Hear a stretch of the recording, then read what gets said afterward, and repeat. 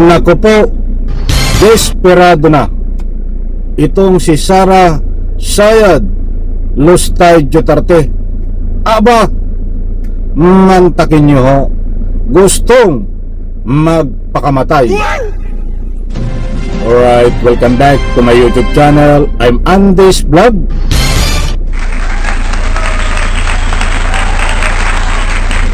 Matindi ho ito. Itong mga galawan ngayon ni Sara Sayad Lustay. Desperado na ho. Sa bagay, matagal na ho itong desperado. Talagang may sayad, may saltik sa ulo. Ay matagal na ho may saltik at may sayad ho ito, mga kaibigan. Dito ho sa video na ito ay gusto niyang magpakamatay. At ito ang mas matindi.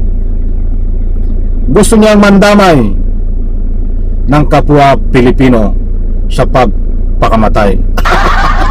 Huwag mong gawin yan.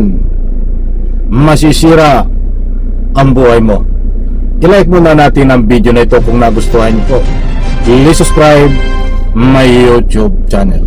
Kaya ito, gusto ko munang kunin ang inyong panig bago ko ibahagi sa inyo ito. Naniniwala po ba kayo na itong si Sara Sayad Lustay Duterte ay may saltik o sayad o wala sa katinuan?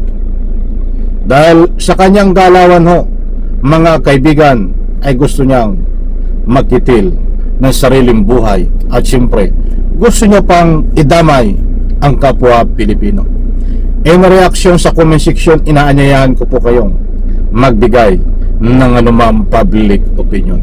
Heto, mga kaibigan, matindi ho ito. Kaya samahan niyo po ako, mga kaibigan, suriin ano ang naging dahilan kung bakit magagawa ni Sara Sayad Lustay na magkitil ng sariling buhay. At siyempre, gusto niyang idamay ang kapwa natin Pilipino. Heto ho, mga kaibigan.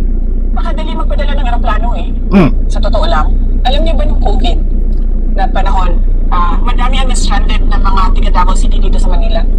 Napakadali. Nag-kontrata kami ng commercial airline.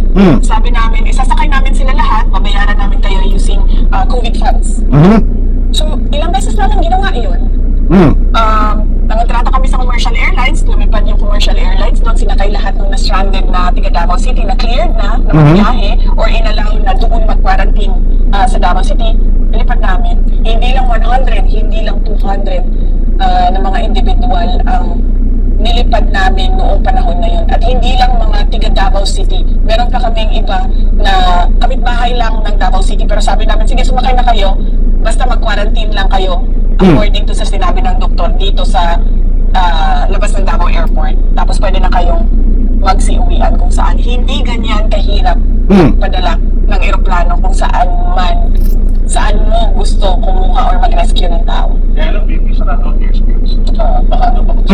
Ano daw? Hindi kasi yung isang kaibigan ko galing Dubai, papauwi na siya kasi nagbukas na yung siguro limitado pero hindi sarado kasi yung kaibigan ko papauwi na siya ng Pilipinas, commercial flight siya. Yan mo si Sara Sayad. Yung mga tiga Yan, ipapakita ko sa inyo buhat sa News 5. Yan ho si Sara Sayad Lustay Duterte. Mga kaibigan, maliwanag naman ho. Ang dami hong nagbibigay ng anumang public opinion dito. Babasa ho tayo sa post na ito. Pakinggan po kung bakit nasabi natin na itong si Sara Sayad ay gusto nang magpakamatay at gusto pang idamay ang kapwa Pilipino. May sayad talaga't saltik sa utak itong si Sara Piatos. Gustong magpakamatay dahil gusto niyang magdala ng eroplano diyan po sa gera. Tama nga naman, di ba? Ang dami nagbibigay ng ganitong komento. Kahit saan kayo pumasyal na malalaking stream media, na gusto magpakamatay nitong si Sara Lustay. Dahil ang sabi nga niya doon sa sinabi niya na madali lang daw magpadala ng eroplano diyan po sa gera, mga kaibigan. Hindi naman pulingit sa inyong kalaman na may gera po ngayon sa ibang bansa. Ngayon ay gusto ni Sara Sayad na magpadala tayo ng eroplano doon sa kalagitnaan ng gera. Habang nagigera, gusto ni Sayad magpadala ng Pilipinas ng eroplano, siya magpapadala upang i-rescue itong mga kababayan natin. Nako, ito po ay isip talaga ng may sayad. Katuwiran po ng walang sayad, ng may sayad talaga. Isa na lang na komento, kasi importanteng malaga sa akin yung mga komento nyo eh. Ito,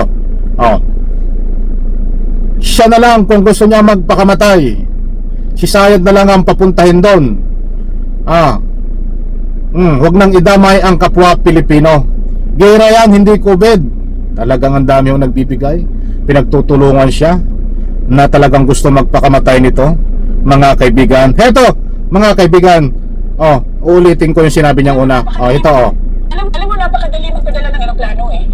Sa totoo lang. Alam niyo ba nung COVID na panahon, madami ang na-stranded ng mga tiga Davao City dito sa Manila. Napakadali. Nag-kontrata kami. Maliwanag, mga kaibigan. Ang usapin po noon ay COVID. Ngayon po ay gera. Napakadelikado ho ng gera, lalo pag intercountry. Ang sinasabi niya ay COVID sa Pilipinas. Ang sabi niya, nangontrata siya noon ng eroplano para yung na-stranded na kapwa niya taga Davao ay dalhin sa Davao. Na-stranded sa Manila para dalhin sa Davao. Malaki po ang pagkakaiba, di ba? Dahil nasasabi niya ho ito dahil malaki ho ang tama sa utak. Ayaw ko na itong i-explain na mabuti. Alam ko nakuha nyo na ho, mga kaibigan. Only in the Philippines, isang vice presidente na minumungkay niya ay magpadala ng eroplano sa kalagitnaan ng gera para i-rescue ang ating mga kababayan doon. Ito ba walang sa bagay, may sayad nga eh. Ayaw ko na i-explain. Tama ba naman yun? Ay, namamataan pa lang ang tunog ng eroplano, pinabagsak ka na. Nakuha niyo po ba ako, mga kaibigan?